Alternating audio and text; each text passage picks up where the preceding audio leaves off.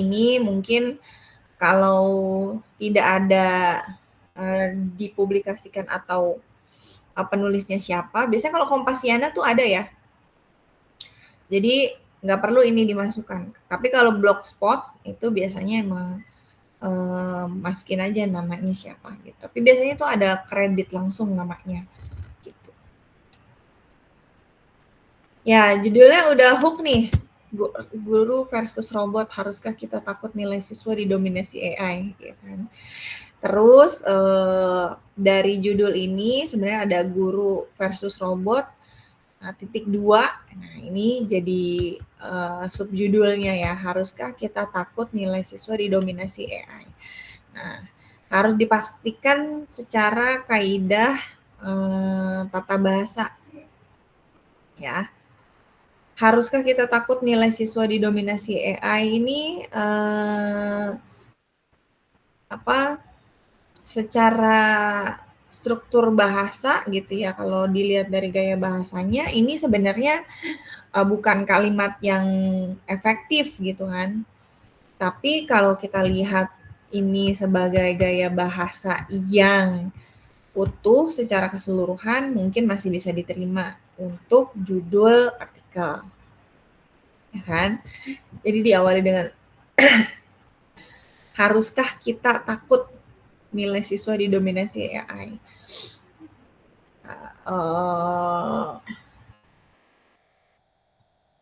Ini sebagai kalimat atau apa nih maksudnya? Haruskah kita takut? Lebih ke meyakinkan gitu ya, atau mempertanyakan gitu ya. Jadi haruskah? Sebenarnya kan kalau di sini ada kata atau tanda baca tanyanya,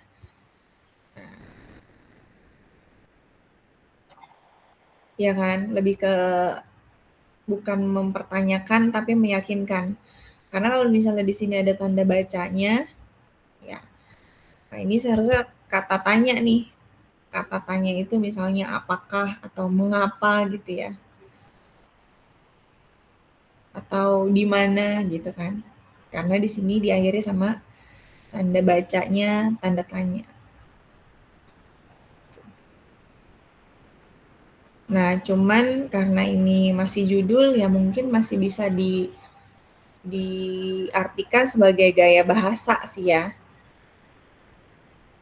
Gimana menurut kamu, Mas Zainal?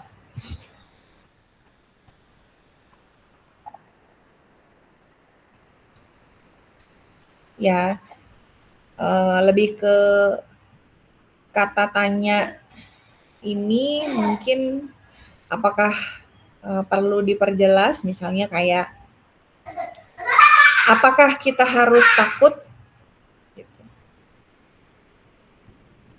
Apakah kita harus takut nilai siswa didominasi AI? Gitu. Kita nih siapa nih maksudnya nih? Guru berarti ya?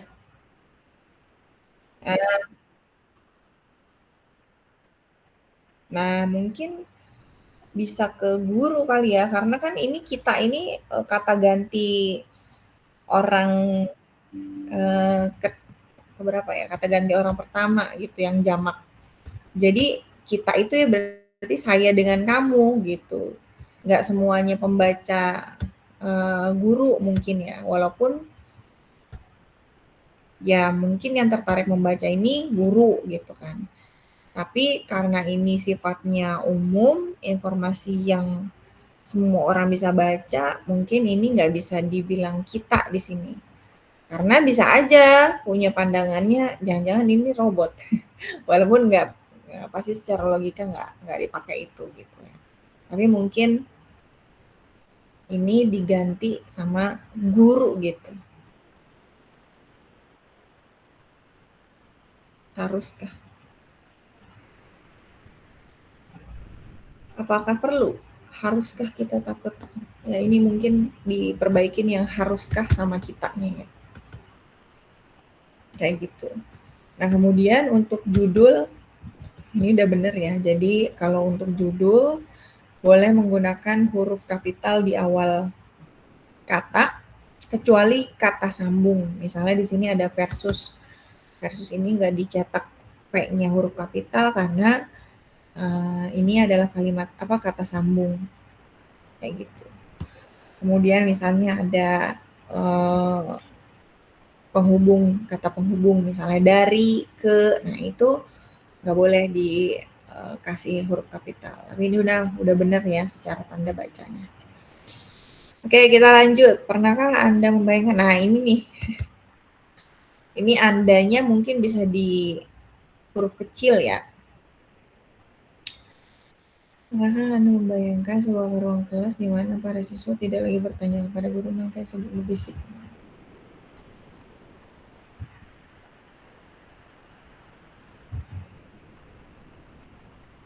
Oke, nah ini jadi satu kalimat utama yang menurut saya bagus ya. Jadi justru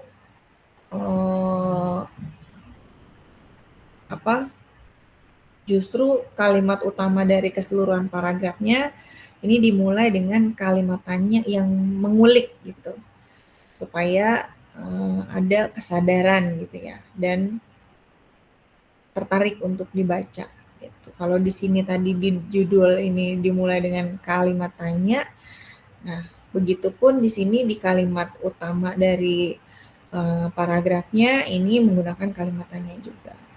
Boleh nggak sih? Ya sebenarnya kalau untuk di artikel ilmiah ini itu boleh juga dilakukan karena seperti yang saya bilang biasanya artikel ilmiah itu memang memiliki gaya bahasa tersendiri. Jadi ini bagian dari style. Cuman mungkin kalau di sini ya ini misalnya di sini ada kalimat tanya lagi nih. Nah ini nggak perlu gitu ya. Jadi kalau bisa kalimat tanya yang berupa kalimat utama dari paragraf-paragraf ini ya cukup satu aja bentuk kalimat tanyanya. Tapi ke bawahnya ya merupakan penjelasan dari pertanyaan itu atau jawaban mungkin ya. Kayak gitu. Jadi jangan kebanyakan nanya gitu. Nanti kalau kebanyakan nanya namanya bukan informatif tapi lebih ke banyak menguliknya kayak gitu. Nah, ini ada tanda tanya lagi nih, kawan atau lawan? Ya, ini mungkin bisa direvisi juga ya. Jadi misalnya analisis kritis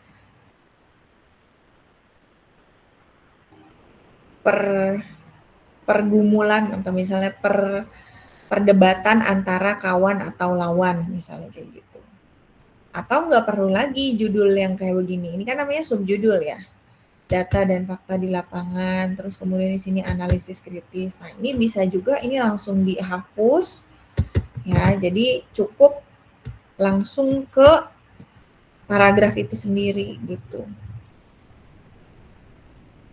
Karena untuk membuat artikel ilmiah populer ini kan di awal sudah ada judul utamanya begitu kan. Sebenarnya jangan sampai ada subjudul yang akhirnya jadi tumpang tindih sama judul dan kalimat utamanya gitu.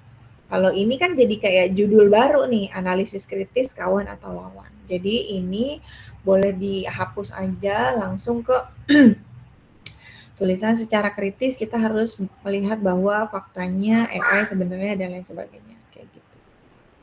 Ini juga sama seperti ini. Nah, kalau misalnya mau di-highlight ini sebagai tulisan atau gaya bahasa ya sebenarnya ini nggak ada masalah sih supaya lebih tahu bahwa mana kata-kata yang penting yang harus dipahami sebagai bagian dari utamanya.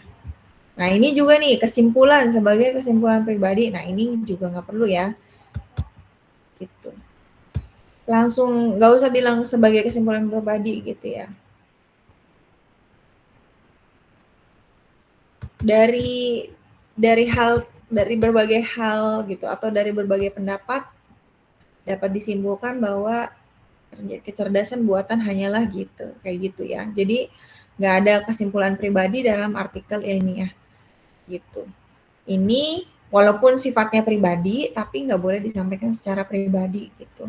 Nah, ini itu kamu boleh hapus gitu dan diganti dengan kata penghubung untuk paragraf ini sama ini supaya bisa nyambung.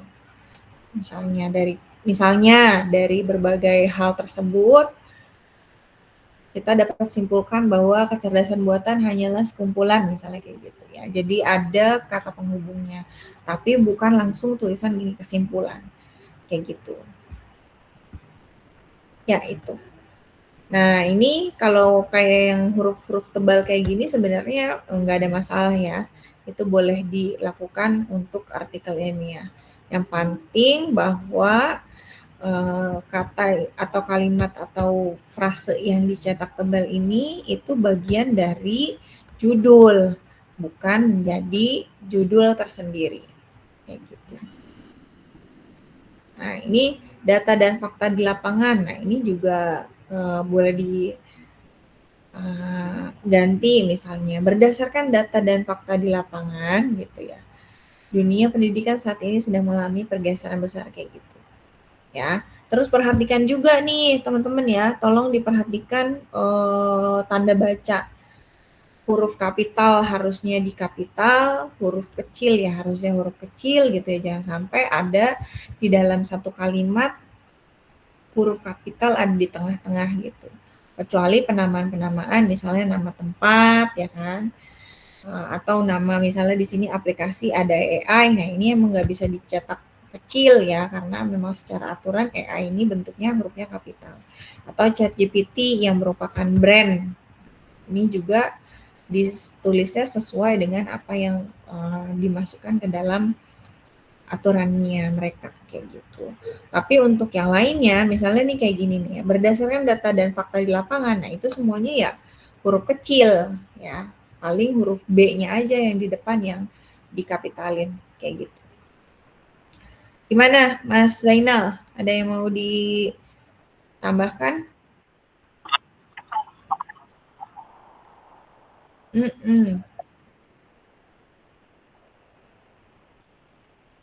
Ya ini misalnya ini ya yang tadi ya. Yang bagian sini nih analisis kritis, ini juga dihapus aja langsung tulisan secara kritis. Kalau ini kan nggak bisa nih kalau kamu bilang dunia pendidikan saat ini sedang mengalami karena nggak nyambung, nggak terlalu nyambung sama paragraf sebelumnya. Tapi kamu bisa masukin kalimat penghubungnya berdasarkan data dan fakta di lapangan dunia pendidikan saat ini gitu. Jadi dibuat kalimat yang utuh gitu. Jangan tambahin subjudul yang seperti ini. Terus ini ya, ini kan tadi di depan udah dimulai dengan kalimat tanya. Di bawah jangan nambahin kalimat tanya lagi. Kan jawaban harusnya. Jangan di sini kalimat tanya, di bawah kalimat tanya. Itu harus diperbaiki ini jadi ini merupakan jawaban dari pertanyaan yang ada di sini. Ya, lebih ke karena ini kan kalimat utama kan. Ya enggak? Ya, karena ini kalimat utama, maka kalimat selanjutnya ya harus jawaban dari kalimat ini, bukan ditambah kalimat. Itu aja sih. Ya, nanti ini kamu boleh publikasikan misalnya di Kompasiana atau di Kumparan ya. Jadi saya akan kasih deadline lagi waktu untuk bisa mempublikasikan supaya nanti bisa dilampirkan link untuk submission ya gitu. Nah, nanti ya enggak, udah. Ini kan sebagai contoh nih ya, teman-teman. Sorry. Jadi ini sebagai contoh, nanti teman-teman bisa perbaiki lagi kalau misalnya ada yang mungkin tadi yang belum sesuai kayak tadi yang saya bilang, sesuai dengan bagaimana cara membuat artikel ilmiahnya. Nah, itu boleh diperbaiki lagi. Tapi kalau sudah final, menurut teman-teman sudah oke, nah itu boleh langsung di-upload atau dipublikasikan. Nanti link untuk publikasinya bisa dikirim ke grup. Kayak gitu. Sebenarnya ini nanti akan jadi soal UAS. Jadi nanti soal UASnya teman-teman udah tinggal masukin aja linknya gitu. Jawaban soal UASnya ya link itu. kayak gitu. Mhm.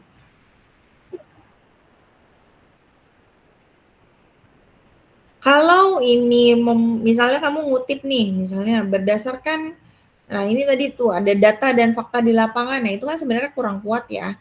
Jadi misalnya kamu berdasarkan data dari WHO gitu, nah itu kamu berarti kan mengutip WHO, nanti boleh di bawahnya ditulis sumber .2 WHO misalnya kayak gitu. Kayak gitu. Jadi mengutip itu berarti harus menyertakan sumber gitu. Kecuali nggak ada kutipan ya nggak usah pakai sumber. Tuh. Dan lagi mungkin ada yang mau dicoba dibahas lagi atau ini aja udah cukup? Saya dong, Bu. Punya saya. Siapa tuh? Ivan, Bu. Ivan. Sebentar ya, saya download dulu.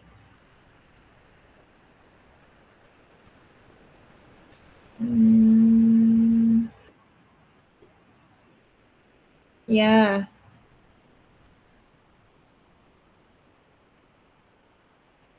upload aja. Ya harus yakin, kalau enggak nanti nggak bener-bener, nggak beres-beres. Jadi setelah udah dapat feedback ini ya silakan kamu perbaiki. Ya, saya anggap itu udah benar ya. Jadi nanti akan saya nilainya berdasarkan bukan cuman udah berhasil dipublikasi atau belum, tapi ya tulisannya juga gitu. Tapi kan minimalnya itu udah jadi insight buat orang yang baca gitu. Walaupun nggak sempurna. Nanti kan kamu pasti punya tulisan berikutnya dong, pasti lebih sempurna. Harusnya gitu ya. Ivan, mana nggak ada nih ya? WA pribadi, Bu. Udah dibilangin jangan ngirim pribadi, nanti nggak kebaca sama saya loh. Ya, Bu. Mana nih? Oke. Masukin ya. Karena biasanya nama itu udah ada tercantum di blognya itu punya siapa gitu. Jadi identitas si penulis ini sebenarnya udah ada di dalam blog itu. Jadi kalau kamu nulis lagi ini kayak double, jadi penulisan ganda gitu.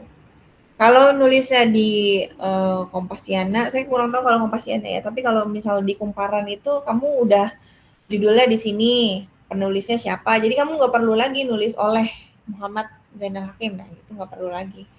Kalau Kompasiana juga sama kayak gitu, jadi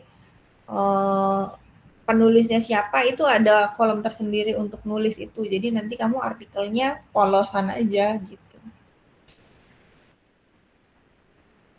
Kalau di Kumparan tuh dia ada misalnya judul artikel taruh di sini, habis itu nanti artikelnya isinya kayak gimana masukin. Terus ada deskripsinya bagaimana, terus ada summary-nya gimana gitu. Nah, kalau di Kumparan tuh nanti kamu akan dinilai dulu. Misalnya dari tulisan ini kamu akurasinya 50% gitu, terus gaya bahasanya 30% kayak gitu. Jadi kalau di Kumparan tuh agak lebih karena dia mungkin menseleksi ya yang masuk ke apa? Yang masuk ke kanal beritanya. Jadi kalau misalnya mau masuk di Kumparan dia kasih nilai dulu gitu. Nanti harus direvisi sesuai dengan itunya gitu. Jadi ada standar yang kamu bisa, yang harus kamu penuhi untuk bisa dipublikasikan. Kalau Kompasiana kayaknya cenderung lebih bebas. Kalau lebih bebas lagi ya blog gitu, kayak kamu mau ngopi langsung itu udah tinggal kopi aja gitu. Makanya ini kalau bisa jangan dimasukkan. Kemudian ada gambarnya ya boleh juga gitu. Nggak masalah gitu.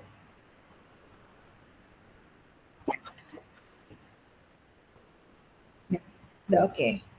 Ya, yang tadi yang saya bilang yang ditebel-tebelin itu misalnya ini nih sebagai gambaran nyata. Nah ini kan nyambung nih sama paragraf. Nah ini nggak masalah. Tapi kalau yang dicetak tebel ini ternyata adalah judul, ini diperbaiki gitu ya. Ya pokoknya yang tadi saya udah kasih feedback deh. Gitu. Ada lagi? Mungkin teman-teman yang lain? Udah cukup? Ya. Kalau sudah cukup, karena ini nanti teman-teman UAS-nya itu hari Kamis ya. Jadi kalau bisa sekarang sudah diproses tuh untuk bisa dipublikasikan. Kalau mau bagus ya, misalnya tadi ya yang di Kumparan, berarti kan saya yakin kalau teman-teman tulisannya udah apa namanya, udah qualified gitu ya. Gitu. Atau kalau misalnya mau, Bu saya udah nyari di masukin Kumparan nggak bisa, di Kompas ini nggak bisa, ya udah dia di blog aja boleh, kayak gitu. Yang penting dipublikasikan, nanti linknya boleh di-submit untuk tugas UAS. Gitu ya semuanya, teman-teman. Ibu. Terima kasih, nanti saya absen dulu sebentar, tunggu dulu ya.